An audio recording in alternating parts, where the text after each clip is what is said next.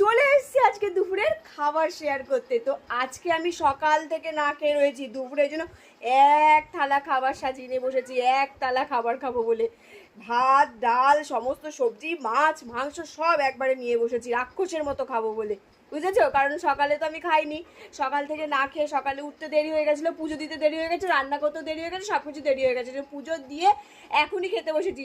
আমার ছেলে বলছে দেখাও দেখাও তোমার এক থালা খাবারটা দেখাও। তো দেখো আমি কি নিয়ে বসেছি। ভাত, শসা, ডিম, লেবু, আর এটা হচ্ছে একটা লোভনীয় জিনিস, অনেক দিন পর বাড়িতে রান্না করলাম, কচুর শাক। তো আজকে আমি এই কচুর শাকটা দিয়ে সব ভাতটা খাবো, কারণ হচ্ছে আমার খেতে এত ভালো লাগে, তাই জন্য আমি এটা দিয়েই খাবো, আর অন্য কিছু খাবো না। এটা দিয়ে আমি তৃপ্তি করে ভাত খাবো, ঠিক আছে? আর রান্না করেছি ডাল আর পনিরের তরকারি, আমি এগুলো নিয়ে নিই, পনিরটা দিয়ে রাতে খাবো আর ডালটা নিয়ে নিই, ঠিক আছে থাক। তো এই হচ্ছে আমার দুপুরের মেনু। এই দেখো আর একবার শেয়ার করে দিলাম তোমাদের সাথে। তো তোমরা